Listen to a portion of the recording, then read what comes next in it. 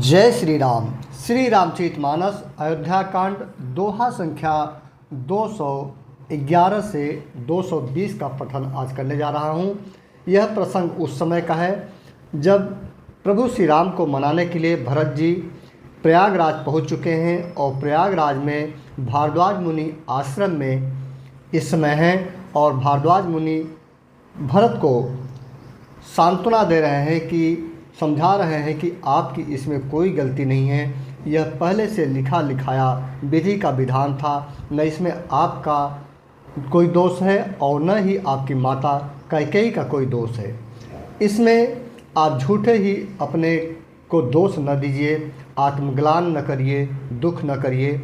इसी बात को समझा रहे हैं भारद्वाज मुनि भरत जी को। अब आगे का वर्णन आप लोगों के समक्ष है। मुनि समाजु अरु तीर्थ राजू, साचिहु शपथ अघाई अकाजू। एहि थल जौ किछु कही बनाई, एहि सम अधिक न अघ अधमाई। मुनियों का समाज है और फिर तीर्थराज है। यहाँ सच्ची सौगंध खाने से भी भरपूर हानि होती है। ये चीज़ आप लोग मित्रों ध्यान दीजिएगा कि प्रयागराज में देखिए रामायण में चौपाई आई गई है कि यहाँ पर कोई भी सौगंध नहीं खानी चाहिए। कोई भी कसम, लोग आज कहते हैं तो कसम जो है कि नहीं खानी चाहिए, चाहे वह सच्ची सौगंध ही क्यों न हो। खाने से भी भरपूर हानि होती है। सच्ची सौगंध खाने से भी भरपूर हानि होती है। यह श्री रामचरितमानस में लिखा है। और चूँकि यह मुनियों का समाज है और फिर तीर्थराज है, तीर्थों का राज। इस स्थान में यदि कुछ बनाकर कहा जाए तो इसके समान कोई बड़ा पाप और नीचता न होगी। कितनी बहुत अच्छी चौपाई है मित्रों तीर्थराज प्रयाग की। इसके महात्म्य के बारे में यहाँ पर ये बतलाया गया है। तुम सर्वज्ञ कहूँ सती भाऊ, उर अंतर जामी रघुराऊ। मोहिन मातु कर तब कर सोचू, नहीं दुख जिय जगु जानिह पोचू। मैं सच्चे भाव से कहता हूँ आप सर्वज्ञ हैं और श्री रघुनाथ जी हृदय के भीतर की जानने वाले हैं। अर्थात मैं कुछ भी असत्य कहूँगा तो आपसे और उनसे छिपा नहीं रह सकता। मुझे माता कैकेयी की करनी का कुछ भी सोच नहीं है और न मेरे मन में इस बात का दुख है कि जगत मुझे नीच समझेगा। न ही आगे की बात भरत जी कहते हैं, नाहि न डरु बिगरी परलोकु, पितहु मरन कर मोहिन शोकु। सुकृत सुजस भरी भुवन सुहाए, लक्ष्मण राम सरिस सुत पाए। ये न यही डर है कि भरत जी कह रहे हैं और न इस बात का डर है कि मेरा परलोक बिगड़ जाएगा और न पिताजी के मरने का ही मुझे बहुत ज़्यादा शौक है, क्योंकि उनका सुंदर पुण्य जो सुंदर कर्म था और सुयश था विश्व भर में सुशोभित है। उन्होंने श्री राम लक्ष्मण सरीखे पुत्र पाए। राम बिरह तजि तनु छन भंगु, भूप सोच कर कवन प्रसंगु। राम लखन सिय बिनु पग पनहि, करि मुनि बेश फिरहि बन बनहि। फिर उन्होंने श्री रामचंद्र जी के विरह में अपने क्षणभंगुर शरीर को त्याग दिया। ऐसे राजा के लिए सोच करने का कौन प्रसंग है। अर्थात सोच इस बात का है कि श्री राम जी, लक्ष्मण जी और सीता जी पैरों में बिना जूती के मुनियों का वेश बनाए बन बन फिरते हैं। अजिन बसन फल यसन मही, शयन डासी कुश पात। बसि तरु तर नित सहत हिम, आतप बरसा बात। वे वत्कल वस्त्र अर्थात सन्यासियों का वस्त्र पहनते हैं, फलों का भोजन करते हैं, पृथ्वी पर कुश और पत्ते बिछाकर सोते हैं और वृक्षों के नीचे निवास करके नित्य सर्दी गर्मी वर्षा और हवा सहते हैं। यही दुख दाह दहई दिन छाती, भूखन बासर नीदन राती। यही कुरोग कर औषधु नाही, शोधऊँ सकल विश्व मन माही। इसी दुख की जलन से निरंतर मेरी छाती जलती रहती है। मुझे न दिन में भूख लगती है, न रात को नींद आती है। मैंने मन ही मन समस्त विश्व को खोज डाला, पर इस कुरोग की औषध कहीं नहीं है। मातु कुमत बढ़ई अघमूला, तहि हमार हित किन्ह बसूला। कलिकु काठ कर किन्ह कुजंत्रु, गाड़ी अवधि पढ़ी कठिन कुमंत्रु। माता का कुमत अर्थात बुरा विचार पापों का मूल बढ़ई है। उसने हमारे हित का वसूला बनाया। उससे कलह रूपी कुकाठ का कुयंत्र बनाया और 14 वर्ष की अवधि रूपी कठिन कुमंत्र पढ़कर उस यंत्र को गाड़ दिया। यह माता का कुविचार बढ़ई है। भरत को राज्य वसूला है, राम का वनवास कुयंत्र है और 14 वर्ष की अवधि कुमंत्र है। मोहि लगी यहूँ कुठाटु तहि ठाटा, खालेसु सबु जगु 12 बाटा। मिटई कुजोगु राम फिर आए, बसई अवध नहीं आन उपाए। सीताराम सीताराम। मेरे लिए उसने यह सारा कुठाट अर्थात बुरा साज रचा और सारे जगत को 12 बाट अर्थात छिन्न भिन्न करके नष्ट कर डाला। यह कुयोग श्री रामचंद्र जी के लौट आने पर ही मिट सकता है और तभी अयोध्या बस सकती है, दूसरे किसी उपाय से नहीं। भरत बचन सुनि मुनि सुख पाई, सबहि किन्हि बहु भांति बड़ाई।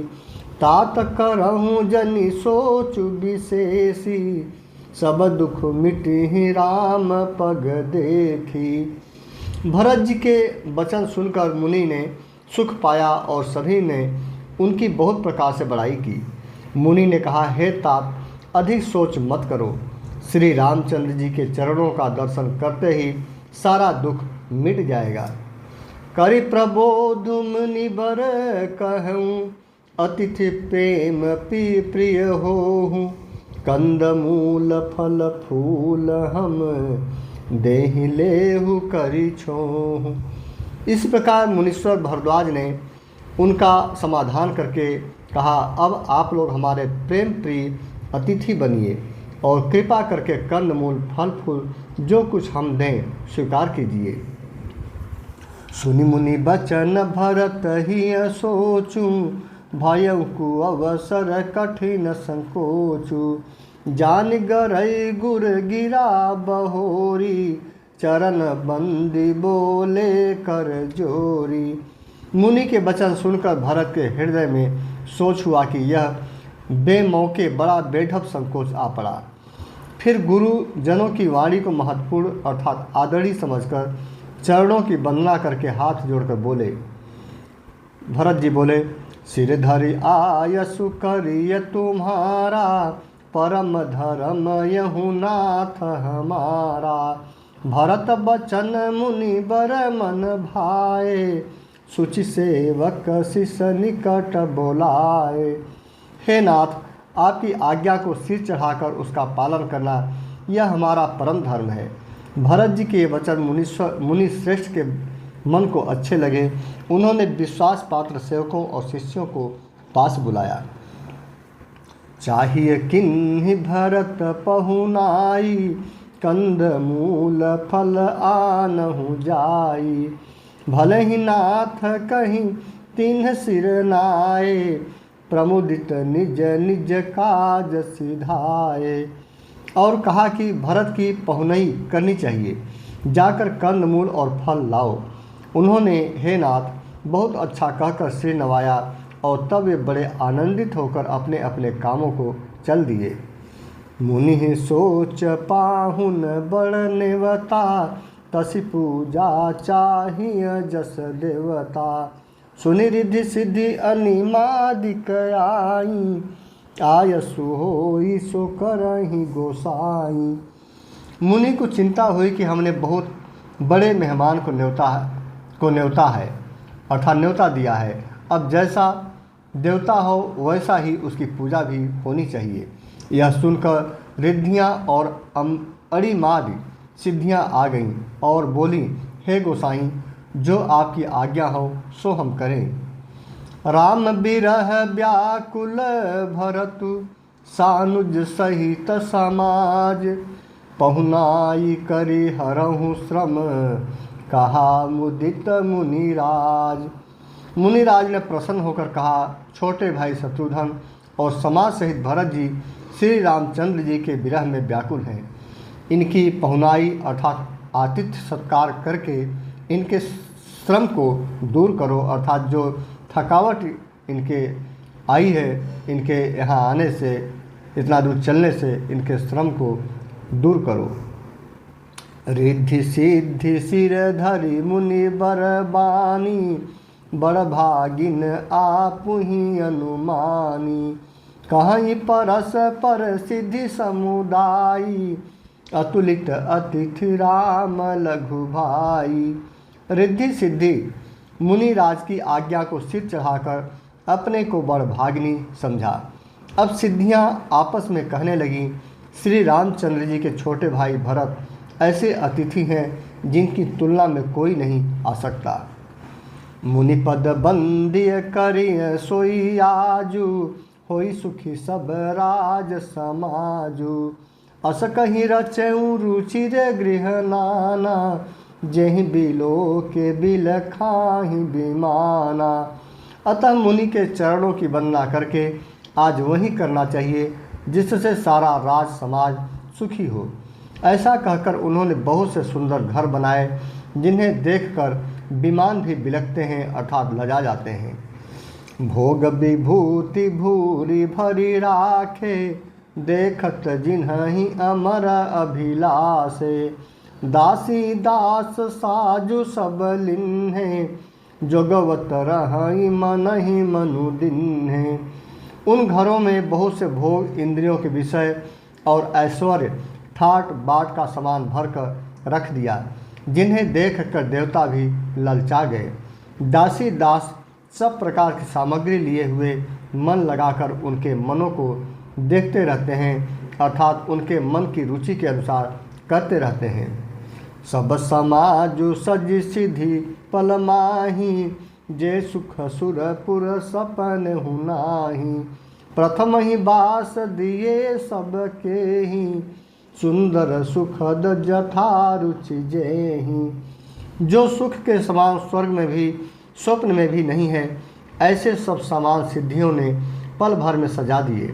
पहले तो उन्होंने सब किसी को जिसकी जैसी रुचि थी वैसे ही सुंदर सुखदायक निवास स्थान दिए। बहुरी सपरिजन भरत कहूँ, बहुरी सपरिजन भरत कहूँ। ऋषियस आयसु दिन, विधि विस्मय दायकु विभव। मुनिवर तप बल किन्ह। और फिर कुटुंब सहित भरत जी को दिए, क्योंकि ऋषि भारद्वाज जी ने ऐसा ही आज्ञा दे रखी थी। भरत जी चाहते थे कि उनके सब संगियों को आराम मिले, इसलिए उनके मन की बात जानकर मुनि ने पहले उन लोगों को स्थान देकर पीछे सपरिवार भरत जी को स्थान देने के लिए आज्ञा दी थी। मुनि श्रेष्ठ ने तपोबल से ब्रह्मा को भी चकित कर देने वाला वैभव रच दिया। प्रिय मित्रों, दो भारद्वाज मुनि ऋषि थे, बहुत ही तपोबली और बहुत ही अच्छे ऋषि थे। अच्छे ऋषियों में इनकी, अच्छे श्रेष्ठ और सिद्ध ऋषियों में इनकी गणना की जाती थी।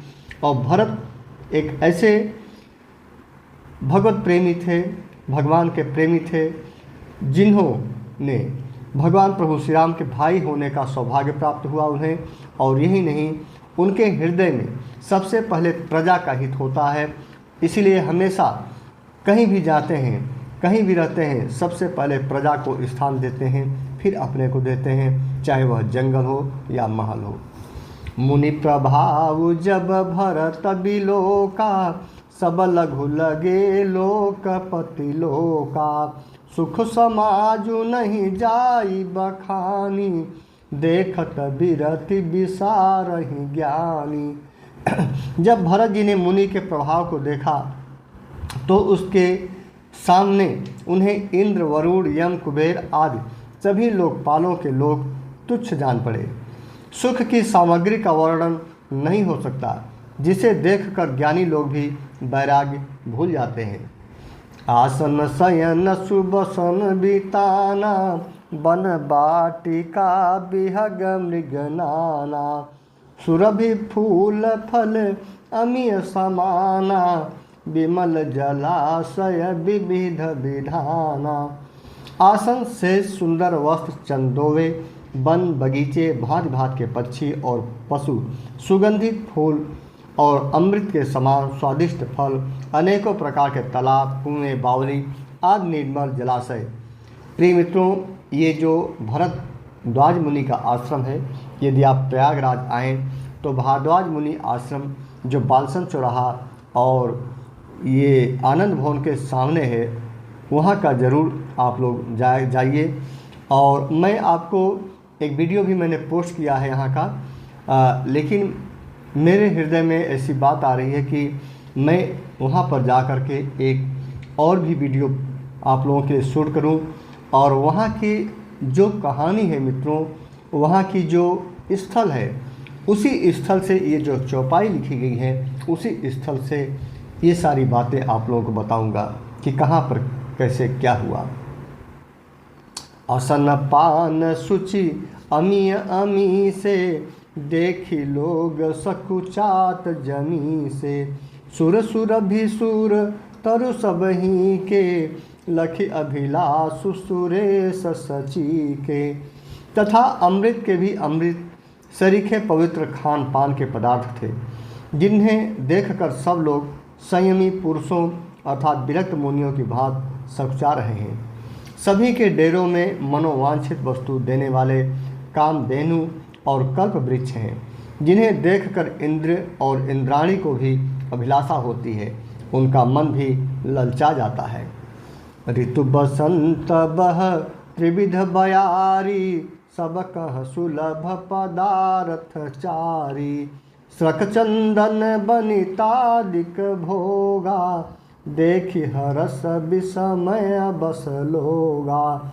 बसंत ऋतु है, शीतल मंद सुगंध, 3 प्रकार की हवा बह रही है।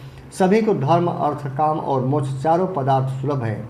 माला, चंदन, स्त्री आदि भोगों को देखकर सब लोग हर्ष और विषाद के वश हो रहे हैं। अर्थात हर्ष तो भोग सामग्रियों को और मुनि के तपह प्रभाव को देखकर होता है, और विषाद इस बात से होता है कि श्री राम के वियोग में नियम व्रत से रहने वाले हम लोग भोग विलास में क्यों आ फंसे। कहीं इनमें आसक्त होकर हमारा मन नियम व्रतों को त्याग न दे। संपत्ति चकई भरतु चक, मुनि आयस खेलवार। तेहि निस आश्रम पिंजरा, राखे भाभिनुसार। संपत्ति भोग विलास की सामग्री चकवी है, अर्थात चकवी है, और भरत की चकवा है। भरत जी चकवा हैं और मुनि की आज्ञा खेल है। ये विभिन्न चीज़ों से उदाहरण महाकवि तुलसीदास जी ने देकर लिखा है, ताकि आम श्रद्धालुओं को वहाँ की भावना को समझा जा सके। संपत्ति क्या है? भोग विलास की सामग्री। संपत्ति क्या है? भोग विलास की सामग्री है। और संपत्ति कौन है? चकवी है। और भरत जी कौन है? चकवा है, उसको मतलब भोग करने वाले बताया गया। मुनि की आज्ञा खेल है, मुनि की जो आज्ञा दिया ये सब पूरा उनका एक खेल ही है, एक तरह नाटक है, जिसने उस रात को आश्रम रूपी पिंजरे में दोनों को बंद कर रखा है। और ऐसे ही सवेरा हो गया, जैसे किसी बहेलिए के द्वारा एक पिंजरे में रखे जाने पर भी चकवी चकवे को रात को संयोग नहीं होता, वैसे ही भारद्वाज जी की आज्ञा से रात भर भोग सामग्रियों के साथ रहने पर भी भरत जी ने मन से भी उनका स्पर्श तक नहीं किया। प्रिय मित्रों, इतना सुख सामग्री देने के बावजूद भी ऋषि भारद्वाज मुनि के द्वारा, लेकिन जो भरत जी का जो मन है, हृदय है, वह श्री रामचंद्र जी से हटा नहीं। उनका मन वहीं रमा रहा। इन सुख सामग्रियों से, भोग विलास की सामग्रियों से उनका कोई भी मन विचलित नहीं हो पाया। जो लोग मास परार कर रहे होंगे, यहाँ पर 19वां विश्राम है। किन्हनि मज्जनु तीरथ राजा, नाई मुनि सिरु सहित समाजा। ऋषि आयसु आशीष सिर राखी, करि दंडवत विनय बहुभाषी। प्रातःकाल भरत जी ने तीर्थराज में स्नान किया और समाज सहित मुनि को सिर नवाकर और ऋषि की आज्ञा तथा आशीर्वाद को सिर चढ़ाकर दंडवत करके बहुत विनती की। पथगति कुशल साथ सब लिन्हे, चले चित्रकूट ही चितु दिन्हे। राम सखा कर दिन्हे लागू, चलत देह धरि जनु अनुरागु। तदनंतर रास्ते की पहचान रखने वाले लोगों अर्थात कुशल पथ प्रदर्शकों के साथ सब लोगों को लिए हुए भरत जी चित्रकूट में चित्त लगाए चले। भरत जी राम सखा गुह के हाथ में हाथ दिए हुए ऐसे जा रहे हैं मानो साक्षात प्रेम ही शरीर धारण किए हुए हो। नहीं पद त्राण शीस नहीं छाया, तेमु नेमु व्रतु धरमु अमाया। लखन राम सिय पंथ कहानी, पूछत सखहि कहत मृदुबानी। न तो उनके पैरों में जूते हैं और न सिर पर छाया है। उनका प्रेम विनय, प्रेम नियम, व्रत और धर्म निष्कपट और सच्चा है। वे सखा निषाद राज से लक्ष्मण जी और श्री रामचंद्र जी और सीता जी के रास्ते की बातें पूछते हैं और वह कोमल वाणी से कहता है। राम बास थल बिटप बिलोके, उर अनुराग रहत नहीं रोके। देख दशासुर बरि सही फूला, भई मृदु मही मंगु मंगल मूला। श्री रामचंद्र जी की ठहरने की जगहों और वृक्षों को देखकर उनके हृदय में प्रेम रोक नहीं सकता। भरत जी रोके नहीं रुकता। भरत जी की यह दशा देखकर देवता फूल बरसाने लगे, पृथ्वी कोमल हो गई और मार्ग मंगल का मूल बन गया। किए जाहि छाया जलद, सुखद बहई बरबात। तस मगु भयउ न राम कह, जस भा भरत हित जात। बादल छाया किए जा रहे हैं, सुख देने वाली सुंदर हवा बह रही है। भरत जी के जाते समय मार्ग जैसा सुखदायक हुआ वैसा श्री रामचंद्र जी को भी नहीं हुआ था। सीताराम सीताराम। जड़ चेतन मग जीव घनेरे, जे चितये प्रभु जिन्ह प्रभु हेरे। ते सब भय परम पद जोगु, भरत दरस मेटा भव रोगु। रास्ते में असंख्य जड़ चेतन जीव थे। उनमें से जिनको प्रभु श्री रामचंद्र जी ने देखा अथवा जिन्होंने प्रभु श्री रामचंद्र जी को देखा, वे सब उसी समय परम पद के अधिकारी हो गए। परंतु अब भरत जी के दर्शन ने तो उनका भव अर्थात जन्म मरण रूपी रोग मिटा ही दिया। अर्थात श्री राम दर्शन से तो वे परम पद के अधिकारी ही हुए थे, परंतु भरत दर्शन से उन्हें वह परम पद प्राप्त हो गया। यह बड़ी बात भरत कही नाही, सुमिरत जिन्हि राम मन माही। बारक राम कहत जग जेऊ, होत तरन तारन नर तेऊ। इस चौपाई से मित्रों, ये चौपाई बहुत सामान्य चौपाई नहीं है। ये चौपाई हमें बताती है कि जो प्रभु का परम भक्त होता है, प्रभु से अनन्य प्रेम करने वाला भक्त होता है, श्रद्धालु होता है, यदि उस श्रद्धालु की भी, उस संत की भी कृपा आप पर हो जाए, उसके दर्शन हो जाए, तो भगवान से के दर्शन से भी ज़्यादा लाभ मिलते हैं। क्योंकि प्रभु श्री राम प्रभु श्री राम अपने भक्तों को जो सुख देते हैं, अपने से प्रेम करने वाले श्रद्धालुओं को जो सुख देते हैं, वो सुख अपने आप को भी वे नहीं लेते हैं। यही कारण है कि प्रभु श्री राम जब इन्हीं जंगल के रास्तों से, इन्हीं वन के रास्तों से जब चित्रकूट की ओर प्रस्थान किए, वे गए तो उनके लिए सुंदर हवाएं, अच्छी हवाएं, धूप छाँव सब कुछ सहना पड़ा। लेकिन भरत जी के लिए वही प्रभु श्री राम जी सब कुछ छाया शीतलता प्रदान कर रहे हैं। और वहाँ के जो दर्शन करने वाले श्रद्धालु हैं वो भी अपने आप को धन्य मान रहे हैं। जितना परम पद की प्राप्ति सुख श्री रामचंद्र जी के दर्शन से नहीं हुई, बल्कि उनके जो प्रेम करने वाले भरत जी से हुई। तो भरत जी का इस कहने का तात्पर्य मित्रों ये है कि जो इस समय साधु संत महात्मा जो निष्काम भाव से भगवान राम के या भगवान राम के किसी भी अवतार के प्रेमी हैं, श्रद्धालु हैं, उनकी पूजा करते हैं, निष्कपट भाव से, निष्काम भाव से, यदि उनके आपके दर्शन हो जाएं, उनका सत्संग हो जाए, उनसे आशीर्वाद आपको मिल जाए, तो यह आपके लिए परम पद की प्राप्ति के बराबर हो जाता है। इसीलिए मनुष्य जीवन में अच्छे कर्म करते हुए सत्संग करना और अच्छे सच्चे संत महात्माओं का दर्शन करना, उनका सत्संग सुनना बहुत ही लाभदायक सिद्ध होता है। यह बड़ी बात भरत कहे नाही, सुमिरत जिन्हि राम मन माही।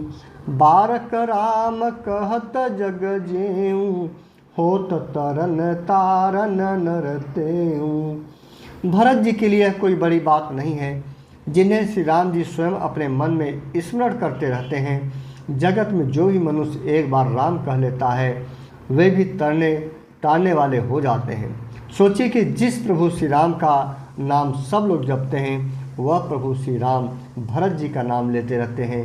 कितना सौभाग्यशाली हैं भरत जी। और ऐसे भरत के हृदय में प्रभु श्री राम के प्रति प्रेम, अनन्य प्रेम क्यों न हो। भरतु राम प्रिय मुनि लघु भ्राता, कसन होई मगु मंगल दाता। सिद्ध साधु मुनि बर यस कहाई, भरत ही निरखी हरसु ही लहाई। फिर भरत जी तो श्री रामचंद्र जी के प्यारे और उनके छोटे भाई ठहरे, तब भला उनके लिए मार्ग मंगल अर्थात सुखदायक कैसे न हो। सिद्ध साधु और श्रेष्ठ मुनि ऐसा कह रहे हैं और भरत जी को देखकर हृदय में हर्ष लाभ करते हैं। देखि प्रभाव सुरेश ही सोचू, जग भल भले ही पोच कहूँ पोचू। गुरसन कहूँ करिय प्रभु सोई, राम ही भरत ही भेट न होई।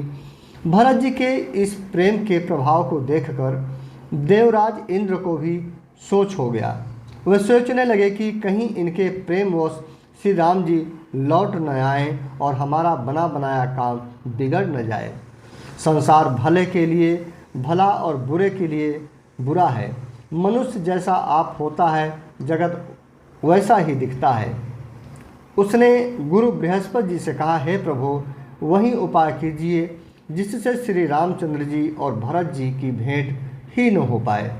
मतलब अब ये देखिए, इंद्र जी बृहस्पति जी से सोर्स लगा रहे हैं और कह रहे हैं कि ऐसा कुछ करिए कि श्री रामचंद्र जी की और भरत जी की भेंट न हो पाए, क्योंकि इंद्र को इस बात की आशंका होने लगी। भरत जी का जो प्रेम देखते हुए, निस्वार्थ प्रेम देखते हुए, अकाट्य प्रेम देखते हुए प्रभु श्री राम के प्रति उनके मन में चिंता होने लगी इंद्रदेव के कि कहीं ऐसा न हो कि भरत का अकाट्य, अटूट और निष्काम निश्चल प्रेम देखकर कहीं प्रभु श्री राम का हृदय पिघल न जाए और ऐसा न हो कि वनवास छोड़ करके फिर अयोध्या लौट जाएं।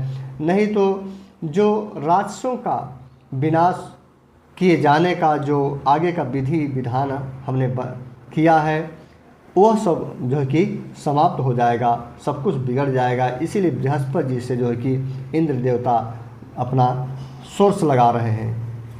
राम संकोचि प्रेम बस, भरत सपेम पयोधि, बनी बात बेगरन चहती, करिय जतनु छलु सोधि। श्री रामचंद्र जी संकोची और प्रेम के बस में हैं और भरत जी प्रेम के समुद्र हैं। बनी बनाई बात बिगड़ना चाहती है, इसलिए कुछ छल ढूंढकर इसका उपाय कीजिए। बचन सुनत सुर गुर मुस्काने, सहस नयन बिनु लोचन जाने, मायापति सेवक सन माया, करई न उलटि परई सुर राया। इंद्र के वचन सुनते ही देवगुरु बृहस्पति जी मुस्कुराए। उन्होंने 1000 नेत्रों वाले इंद्र को अर्थात ज्ञान रूपी नेत्रों से रहित मूर्ख समझा और कहा, हे देवराज, माया के स्वामी श्री रामचंद्र जी के सेवक के साथ कोई माया करता है तो वह उलटकर अपने ही ऊपर आ पड़ती है। सोचिए, इस चौपाई में मित्रों बृहस्पति जी ने कितनी बड़ी बात कही है कि जो प्रभु श्री रामचंद्र जी का सेवक है, सच्चा सेवक है, अर्थात उसके ऊपर कोई भी माया का प्रभाव नहीं पड़ता है।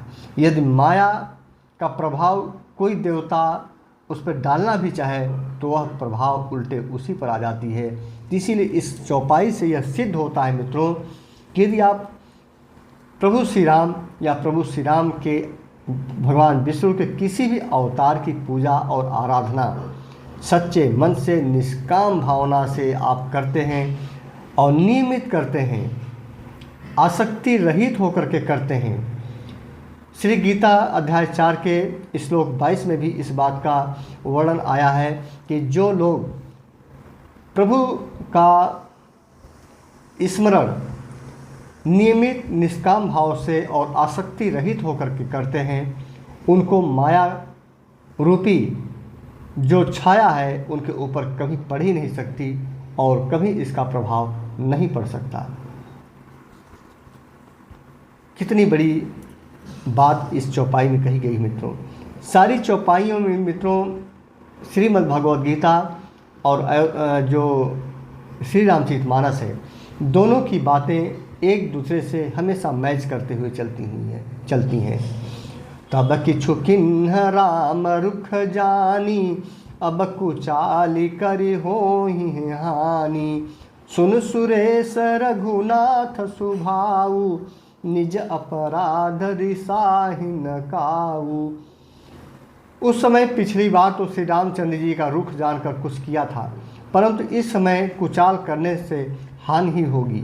हे देवराज, श्री रामचंद्र जी रघुनाथ जी का स्वभाव सुनो। वे अपने प्रति किए हुए अपराध से कभी रुष्ट नहीं होते, लेकिन यदि उनके भक्तों यदि उनके लिए भगवान कह रहे हैं, जो बृहस्पति ऋषि कह रहे हैं, श्री रघुनाथ जी अर्थात भगवान के प्रति यदि आप छल एक तरह से करेंगे तो वो जो है कि बर्दाश्त कर लेंगे, उसे जो है कि सहन कर लेंगे। लेकिन कोई भगवान के भक्त को छल कपट करे, उसके साथ माया मोह करे, उसे दुख दे, तो प्रभु श्री राम उसे कतई क्षमा नहीं करते।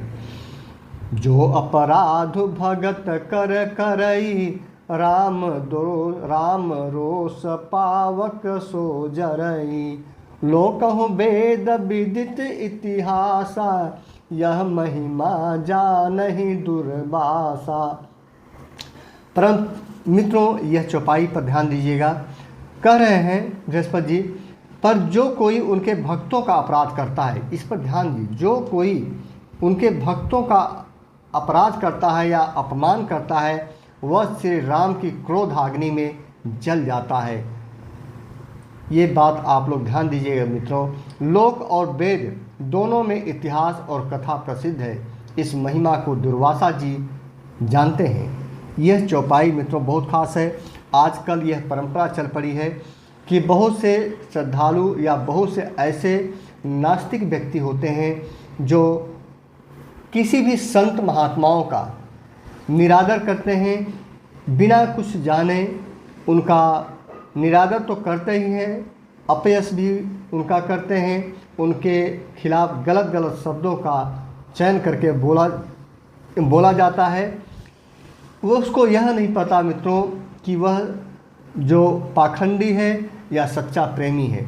जब हमें इस बात का पूर्ण ज्ञान ही नहीं है कि कोई ऋषि महात्मा के पूरी अंतर्भाव, उनके हृदय के भाव का पता ही हम अभी तक नहीं लगा पाए हैं, तो जो है कि उनके संबंध में कोई भी अपशब्द कहना, उनका निरादर करना, अपमानजनक टिप्पणी करना अपने आप को जो है कि अपराध करने के बराबर है। क्योंकि इस चौपाई में स्पष्ट कह दिया गया है कि जो कोई भक्तों का अपराध करता है, प्रभु श्री राम अपना अपराध, अपनी जो बुराई स्वीकार कर सकते हैं, उसे सहन कर सकते हैं, लेकिन जो कोई उनके भक्तों का अपमान करता है उसे श्री राम कभी क्षमा नहीं करते, अर्थात अपने क्रोधाग्नि में उसे जलाकर भस्म कर डालते हैं। इसीलिए मित्रों, संत महात्माओं की बुराई, अपमान जनक टिप्पणी नहीं करनी चाहिए। पता नहीं कौन से संत महात्मा हृदय से प्रभु का सन्निकट हो, प्रभु का प्रेमी हो, हम लोगों को नहीं पता है। लोक और वेद दोनों इतिहास में चूँकि यह कथा प्रसिद्ध है और दुर्वासा जी इसकी महिमा को जो है कि जानते थे। भरत सरिस को राम सनेही, जगु जप राम राम जप जेहि। और ऐसे में बृहस्पति जी कहते हैं कि ऐसे में सारा जगत श्री राम को जपता है। वे श्री राम जी जिनको जपते हैं, उन भरत जी के समान श्री रामचंद्र जी का प्रेमी कौन होगा। कितनी बात है कि प्रभु श्री राम को सब लोग जप करते हैं, उनका जप, उनका ध्यान सब लोग करते हैं, लेकिन वही प्रभु श्री राम जिनका जप कर रहे हैं, जिनका नाम बार बार लेते हैं, अर्थात भरत जैसे लोग का, प्रेमी का जब नाम लेते हैं, तो सोचिए भरत को जब आप भरत के साथ छल कपट करेंगे, उनके साथ मोह माया प्रकट करेंगे, तो सोचिए आप पर कितना क्रोध होगा श्री राम जी का। आप तो क्रोधाग्नि में जल ही जाएंगे। तो इसलिए प्रभु के प्रेमी लोगों का जो है कि कभी भी निरादर नहीं करना चाहिए। इस बात से हमें ज्ञान होता है। मनहु न आनीय अमरपति, रघुबर भगत अकाजु। अजसु लोक परलोक दुख, दिन दिन शोक समाज। हे देवराज, बृहस्पति ऋषि इंद्र देवता को कह रहे हैं, हे देवराज, रघुकुल श्रेष्ठ श्री रामचंद्र जी के भक्त का काम बिगाड़ने की बात मन में भी न लाइएगा। ऐसा करने से लोक में अपयश और परलोक में दुख होगा और शोक का सामान दिनों दिन बढ़ता ही जाएगा। इसका भी यह मतलब है मित्रों, यह दोहा अयोध्या कांड का दोहा संख्या 218 यह कहता है कि जो प्रभु का भक्त हो, प्रभु के किसी भी अवतार का भक्त हो, भगवान का भक्त हो, तो उसके संबंध में केवल निरादर वाली टिप्पणी या गलत टिप्पणी ही करना तो व्यर्थ ही है। उसके बारे में मन में भी गलत विचार लाना, यह जो है कि बात को बिगाड़ने वाली बात होती है, क्योंकि उसके ऊपर से भगवान की जो छत्र छाया है उठ जाती है और तमाम दुखों को सहन करना पड़ता है।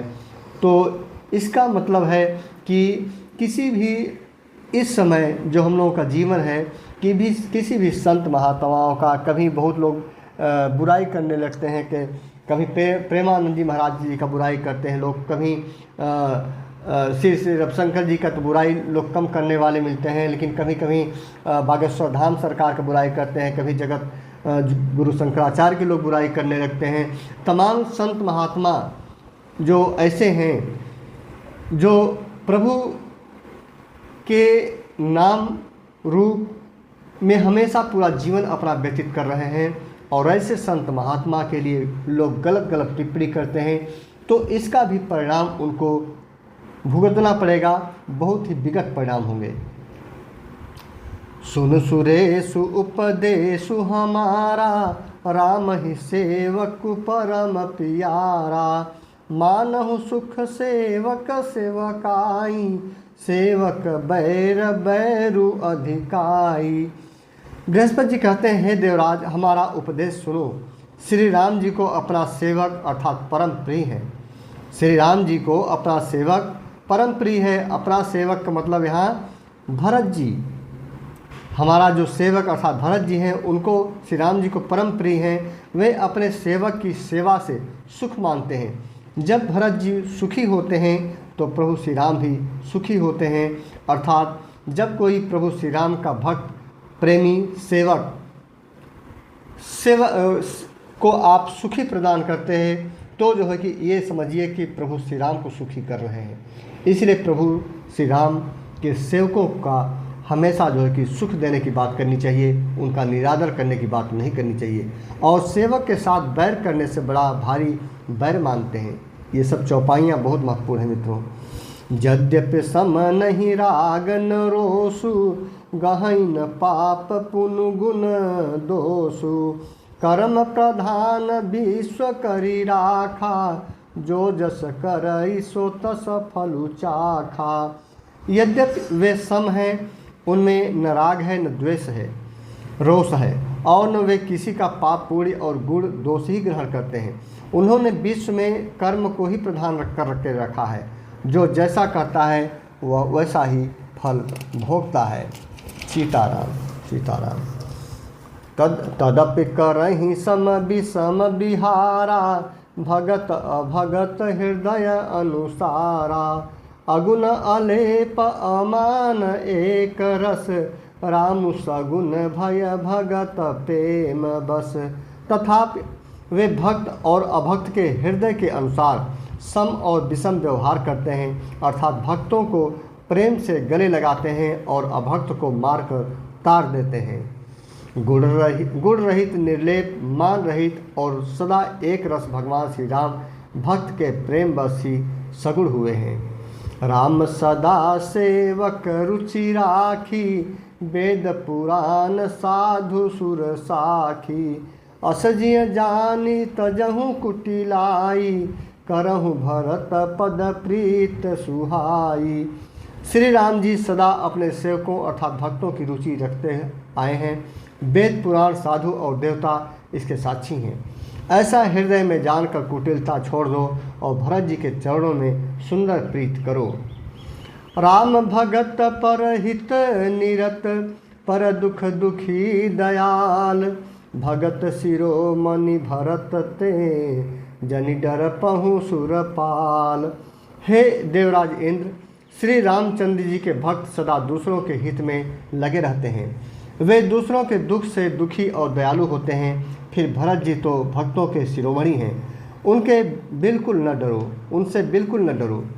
सत्य संध प्रभु सुरहितकारी, भरत राम आयस अनुसारी, स्वार्थ विवश विकल तुम होहु, भरत दोषु नहीं राउर मोहु। प्रभु श्री रामचंद्र जी सत्य प्रतिज्ञ और देवताओं का हित करने वाले हैं और भरत जी श्री राम जी की आज्ञा के अनुसार चलने वाले हैं। तुम व्यर्थ ही स्वार्थ के विशेष वश होकर व्याकुल हो रहे हो। इसमें भरत जी का कोई दोष नहीं, तुम्हारा ही मोह है। सुनि सुर बर सुर गुर बर बानी, भा प्रमोद मन मिटी गलानी, बरसि प्रसून हरसि सुर राउ, लगे सराहन भरत सुभाऊ। देवगुरु बृहस्पति जी की श्रेष्ठ वाणी सुनकर इंद्र के मन में बड़ा आनंद हुआ और उनकी चिंता मिट गई। तब हर्षित होकर देवराज फूल बरसा कर भरत जी के स्वभाव की सराहना करने लगे। यही विधि भरत चले मग जाहि, दशा देखे मुनि सिद्ध सिहाहि, जबहि राम कहि लेहि उसासा, उमगत प्रेम मनहु चहु पासा। इस प्रकार भरत जी मार्ग में चल रहे हैं। उनकी प्रेममयी दशा देखकर मुनि और सिद्ध लोग भी सिहाते हैं। अर्थात उनके जो सुख, उनका जो प्रेम का जो सुख है, उससे सब लोग ईर्ष्या करते हैं एक तरह से कि भरत जी को इतना प्रेम क्यों प्रभु श्याम करते हैं, हमसे क्यों नहीं करते हैं। भरत के हृदय में इतना प्रेम कैसे आ गया, हम लोगों के हृदय में इतना प्रेम क्यों नहीं है। यह कह कर के सिखाते हैं। भरत जी जब भी राम कहकर लंबी सांस लेते हैं, राम राम, तभी मानो चारों ओर प्रेम उमड़ पड़ता है। उनके राम शब्द के उच्चारण में ही प्रेम इतना छिपा रहता था मित्रों कि उस उच्चारण में ही समस्त ब्रह्मांड समा जाता था। इतना जो है कि प्रेम भाव उनके अंदर था। द्रवहि बचन सुनी कुलिस पसाना, पुरजन प्रेम न जाई बखाना। बीच बास करी जमु नहीं आए, निरखे नीरलोचनु जल छाए। उनके प्रेम और दीनता से पूर्ण वचनों को सुनकर वज्र और पत्थर भी पिघल जाते हैं। अयोध्या वासियों का प्रेम कहते नहीं बनता। बीच में निवास अर्थात मुकाम करके भरत जी यमुना जी के तट पर आए। यमुना जी का जल देखकर उनके नेत्रों में जल भर आया। रघुबर बरन बिलो की बर, बारिश समेत समाज। होत मगन बारिध बिरह, चढ़े विवेक जहाज। श्री रघुनाथ जी के श्याम रंग का सुंदर जल देखकर यमुना जी के किनारे वे पहुंच चुके हैं। सारे समाज सहित भरत जी प्रेम विह्वल होकर श्री राम जी के विरह रूपी समुद्र में डूबते डूबते विवेक रूपी जहाज पर चढ़ गए। अर्थात यमुना जी का श्याम वर्ण जल देखकर सब लोग श्याम वर्ण भगवान के प्रेम में विह्वल हो गए और उन्हें न पाकर विरह व्यथा से पीड़ित हो गए। तब भरत जी को यह ध्यान आया कि जल्दी चलकर उनके साक्षात दर्शन करेंगे।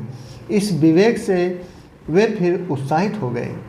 प्रिय मित्रों, यहाँ पर श्री रामचरितमानस अयोध्याकांड दोहा संख्या 220 संपन्न होता है। अगले कड़ी में फिर आपसे मिलता हूँ। जय श्री राम।